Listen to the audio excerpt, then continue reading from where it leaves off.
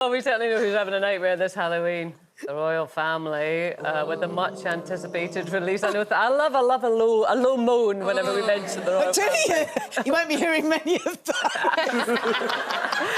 Yes, my days of low moans are over. Anyway, when they released the much-anticipated release of the title front cover, an unexpected release date of Prince Harry's tell-all memoir. So there it is. It's pretty stark, isn't it? Prince Harry. I think he looks hot. This is what I'm saying, girl. Like, Alex is like, I'm here for this. Well, the royal household's apparently been told that the book is critical of everyone and everything. So we have to anticipate that he's not going to pull any punches at all here, Nadia. Will you be, like, gagging to read it or what? Well, it's funny, because I'm just like, well, you know, his book coming, didn't really have too much of opinion. But actually, when Mark said the other day, oh, my God, have you seen the title of Harry's book? I was actually quite shocked, because I think it's giving a promise of something, because, you know, there's the whole thing, the heir and the spare, which I'm sure must have hurt incredibly through his life. But I think what it's saying to me, that title, is I'm going to go into all the stuff that's really hurt me and made me really angry and made me really, you know, sad. And I won't be reading it. Will you?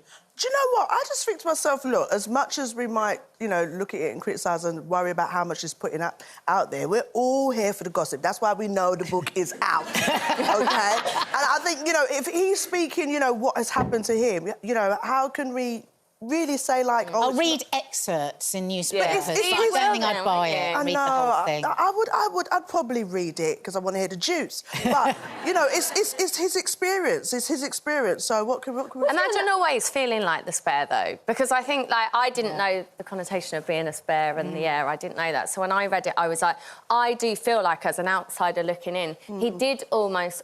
he always seemed like the spare, or he always seemed like a bit of, like, the outsider. He's like the free spare. Family, that is not a unique experience, is it? No. You know, but imagine that being your reality, though. Yeah, you've got George, who will one day... Is it George that will one day be king, but Louis will not be king, and then Edward will never be king? But there must be a lot of things to talk about, you know, especially with what's happened, you know, they're both losing their mum.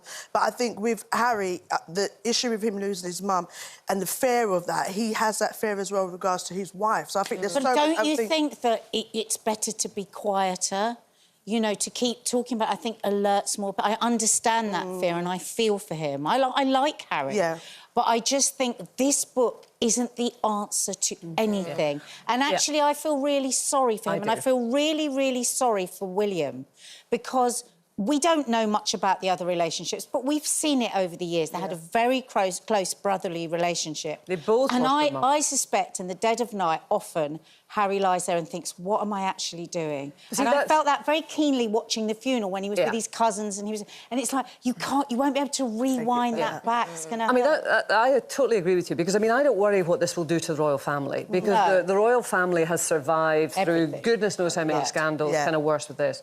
But I worry about what it will do to Harry, because if it is what it seems to promise to be, and we have to wait, obviously, until it's released, then I don't see how it can't just put a bomb under his familial relationships forever. But surely he's thought about that. Well, but do you really know what it's like to sever relationships with every member of your family for life? The thing is, we've all made mistakes when you're hurt or when you're in anger. Yeah. But if you're then around people that can potentially make an awful lot of money out for you, and then can promise that you will tell your side of the story, which is how we know media works, publishing works, all of that work.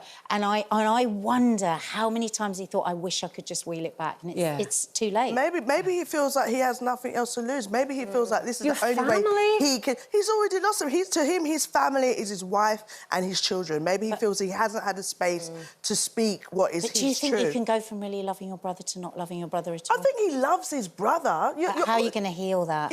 If it's true what they say, that everything's going to be in there, that's... We don't know. We don't know what is in there. We don't know what's happened. True. I wonder how, you know, because this sort of new trend we have, this is my truth. Now, and I absolutely respect if this...